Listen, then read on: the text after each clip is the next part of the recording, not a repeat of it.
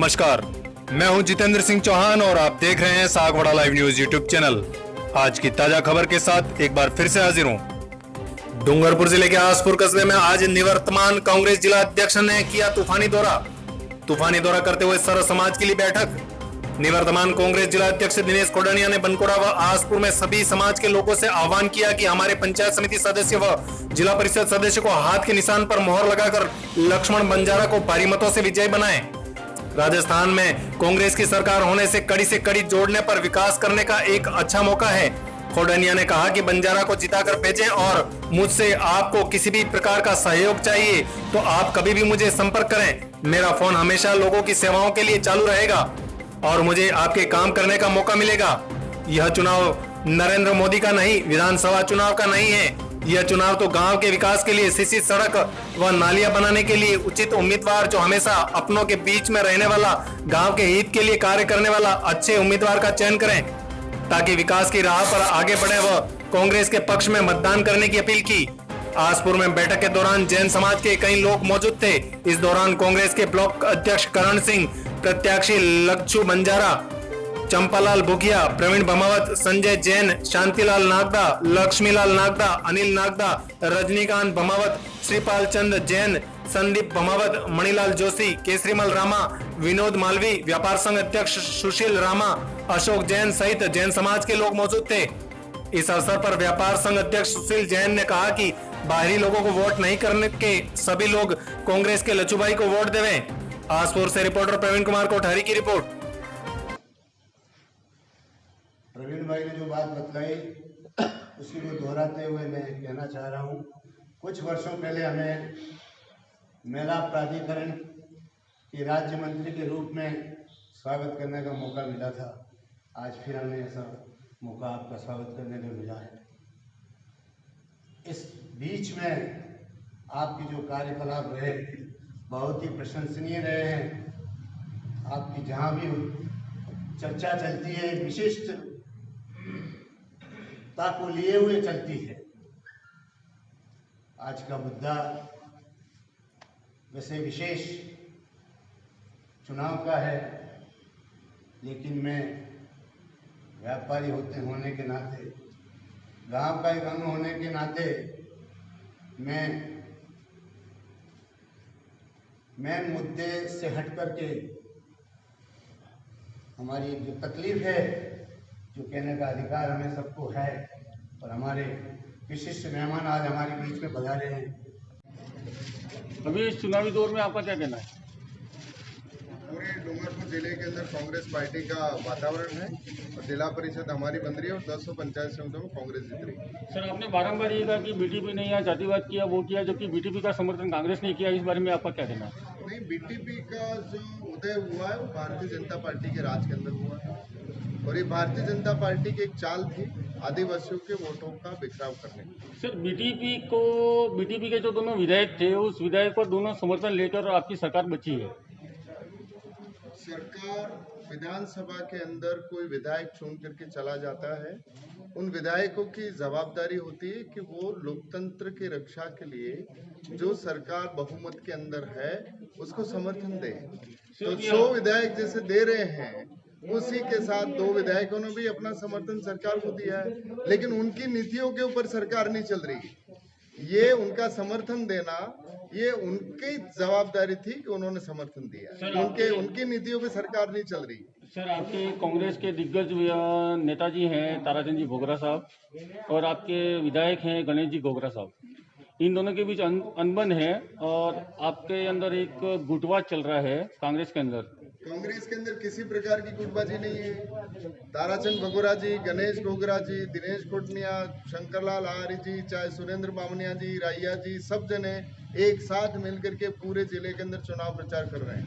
Sir, हम तो यही चाहते हैं कि कांग्रेस पार्टी चुनाव लड़े और जीते, पर कम से कम ये होना चाहिए कि आपकी जो गुटबाजी है वो प्रखर होके बाहर आ रही है। किसी तरीके की कोई गुटबाजी नहीं है। इतना बड़ा परिवार है, कुछ मतभेद हो सकते हैं। आज तो पति पत्नी भी होते हैं, उसी के अंदर भी मतभेद होते हैं। तो ये तो अलग अलग 36 कौमों की पार्टी है, देश को आज़ादी कराने वाली पार्टी है। 20,000 से ज़्यादा हमारे डूंगरपुर जिले के अंदर कार्यकर्ता हैं। तो 20,000 कार्यकर्ताओं के परिवार को आगे बढ़ाने के लिए कहीं मतभेद होते हैं, इसको गुटबाजी नहीं कहा जाता। चल रहे हैं।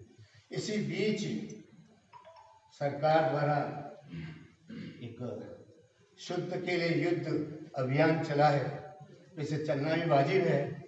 सरकार के निर्णय कोई गलत नहीं होते।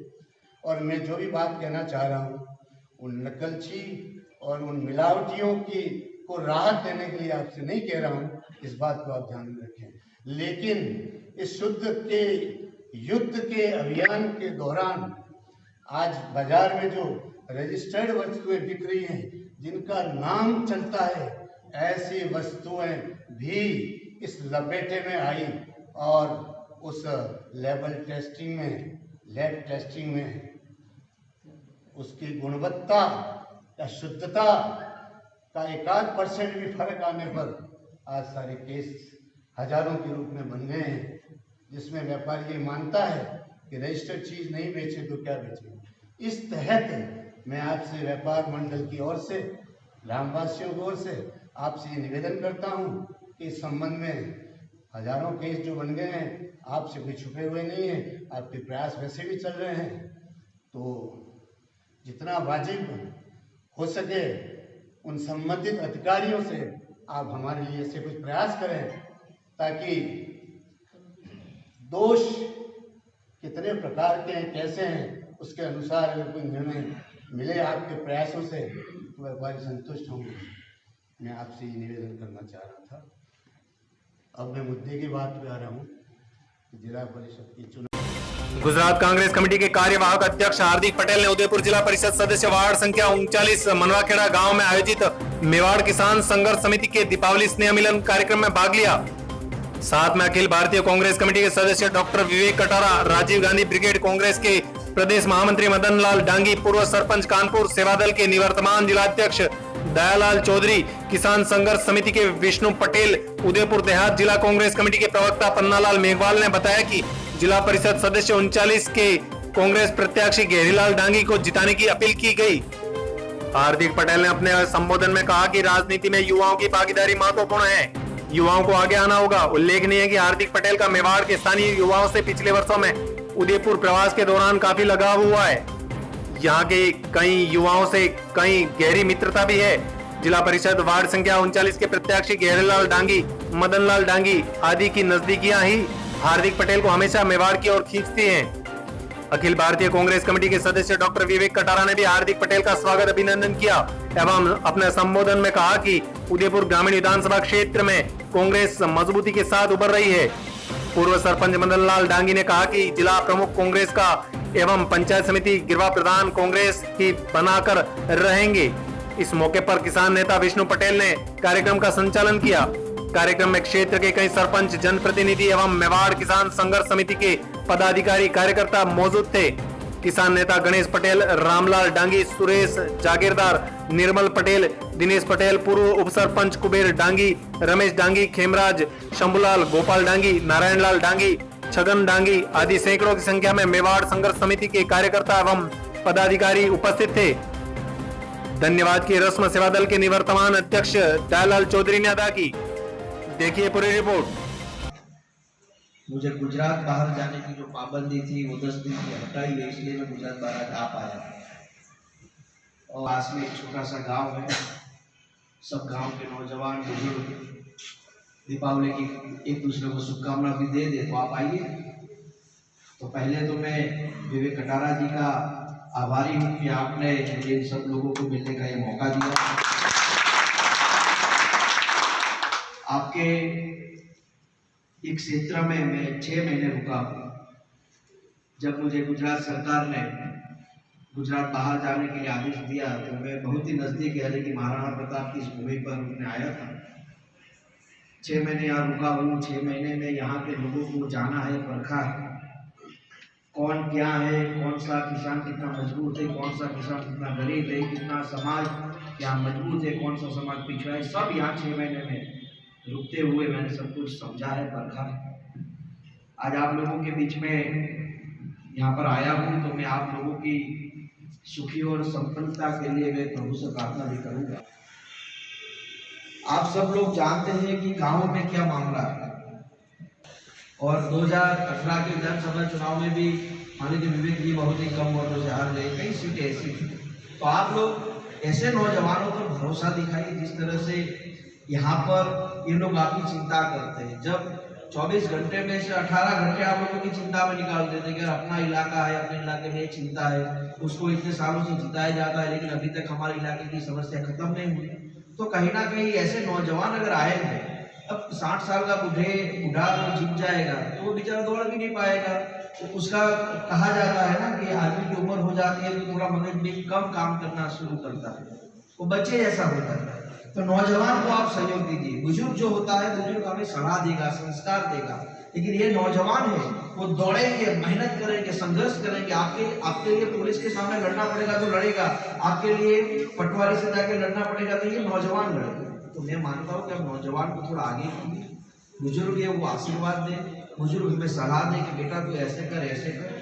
तो मैं मानता हूँ कि समझे हुए ठीक से होगा तो आपके इस इलाके में एक अच्छा विकास भी होगा और लोगों का फायदा भी होगा। मैं आप लोगों से आज यहाँ पर मिलने के लिए आया हूँ, मुझे अच्छा लगा। मैं आप लोगों से इस दीपावली की शुभकामनाएं तो देता हूँ, साथ ही साथ मैं राजस्थान के बेहतरीन भविष्य के लिए, राजस्थान के अच्छे निर्माण के लिए आप लोग हम जैसे नौजवानों को मजबूत करें, बस यही आप लोगों से अपील और विनती करने के लिए आया था। मैं गुजरात से आता हूँ, हर गुजराती झूठा नहीं होता,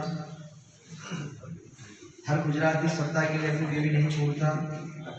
हम वो गुजराती हैं जो एक दूसरे में प्यार बांटते हैं, हम आपको प्यार बांटते हैं। और अगर आपको दूर से लगता हो कि गुजरात बहुत अच्छा है तो अहमदाबाद या सूरत छोड़कर उस गांव में जाइए जिस गांव में पीने के लिए पानी भी 8 दिन में एक बार मिलता है। आप उस गांव, उस इलाके में जाइए, सौराष्ट्र इलाका जो है, सूरत से पहले जो मध्य गुजरात का आदिवासी इलाका है, वहाँ किसानों की हालत बहुत खराब है, नौजवानों को रोजगार नहीं मिलता। लोगों को ऐसा है कि गुजरात में बहुत अच्छा रोजगार है, मुझे दुख के साथ कहना पड़ता है गुजरात में 55 लाख नौजवान बेरोजगार। आज आपको MBA करना हो या कॉलेज खत्म करना हो तो पापा की जो कमाई है उसमें से 80% पैसा पढ़ाई के पीछे चला जाता है, इतनी महंगी शिक्षा होती है। और इसीलिए हमारे आधे गुजराती आपकी गीतांजलि और पैसिफिक में पढ़ने के लिए आते हैं, नहीं तो क्यों आते हैं? तो ये आप भी थोड़ा समझिएगा। नौजवान जो है उनको समझना चाहिए कि आज हमारा देश कहाँ जा रहा है, रोजगारी का मामला क्या है, बलात्कार कितने आज दिन प्रतिदिन हो रहे हैं। तो ऐसे मामले में हम लोगों को जागरूक होने की जरूरत है। और हम तो यही कहते हैं कि इस देश को अगर कोई विश्व बना सकता है, इस देश को अगर कोई मजबूत बना सकता है तो देश का नौजवान बना सकता है। और मुझे भरोसा है राजस्थान और मध्य प्रदेश और गुजरात तो ये नौजवान अगर जागरूक हो गया तो एक देश में नई क्रांति आएगी। आप हमारे लिए मत लड़िए, आप विवेक जी के लिए मत लड़िए, गहरीत जी के लिए मत लड़िए, आप अपने के लिए तो लड़िए, अपने आने वाली पीढ़ी के लिए तो लड़िए। हम कहते हैं कि सागवाड़ा लाइव न्यूज, जी हाँ, लेटेस्ट खबर पाने के लिए चैनल को सब्सक्राइब कीजिए, वीडियो को लाइक कीजिए और शेयर कीजिए।